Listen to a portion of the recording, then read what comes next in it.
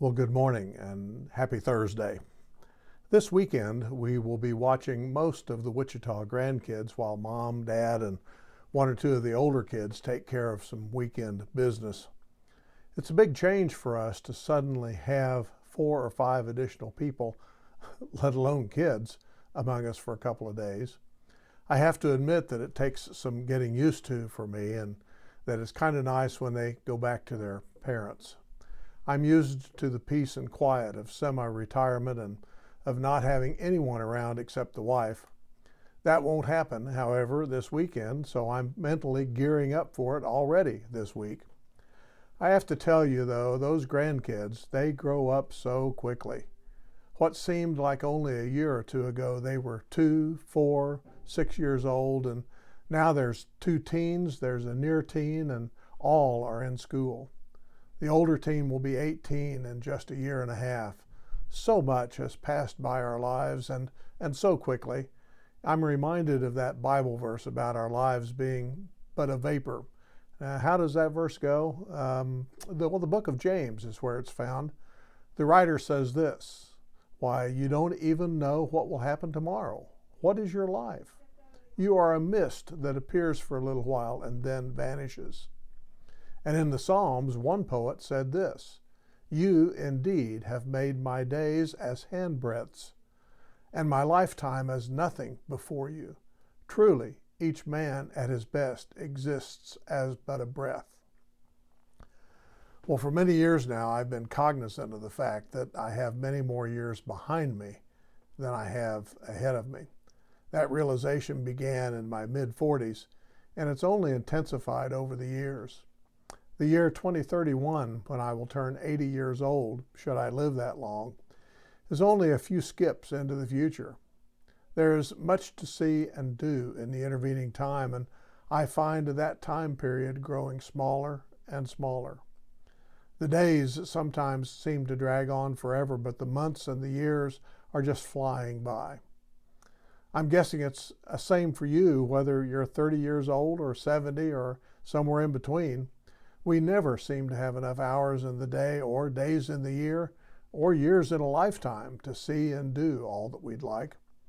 So we have to sometimes pick and choose and just say something to the effect of, "I'll probably never get that done," or "We probably won't be back this way again, so we need to enjoy this place and this time." My wife and I actually have been doing this for some time over the past few years. We've taken trips to places where we pretty much knew we would never go back.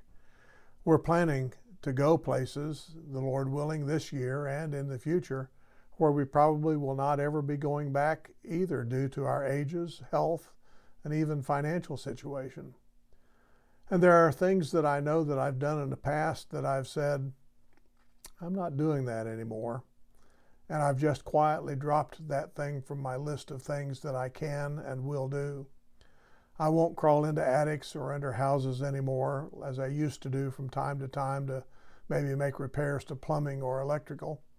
I won't get on the roof of my home anymore without someone there to watch out for me. I no longer will help someone install drywall, otherwise known as sheetrock. I'm not changing my own oil anymore, nor will I use a push mower to cut the grass. Well, the list is longer than that, but you get the idea. Depending on one's point of view, we often live long and fruitful lives. We accomplish a lot. We have descendants, and we make a real difference in the lives of many. Or, maybe from another point of view, our lives are just a puff of vapor in the great scheme of things. We're here, and then we're gone, and after a time, we're remembered no more by anyone. The wise man of Ecclesiastes said this, "The wise, like the fool, will not be long remembered. The days have already come when both have been forgotten. Like the fool, the wise, too, must die." Now, with all that said, I don't mean to be morbid and sound defeated in life. There's surely much good to be found in life and living. There's much good in the creation. There's much to do and see in the time that we have, and God has blessed us abundantly.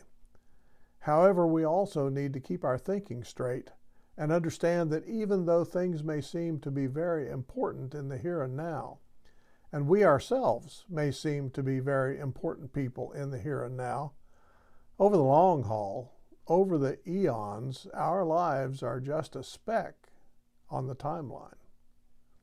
The real importance is eternity. The reality is our destiny. The goal is living life as our Creator would have us live it. The result is our adoption as brothers and sisters of the risen Christ. That, friend, is the reality. Blessing.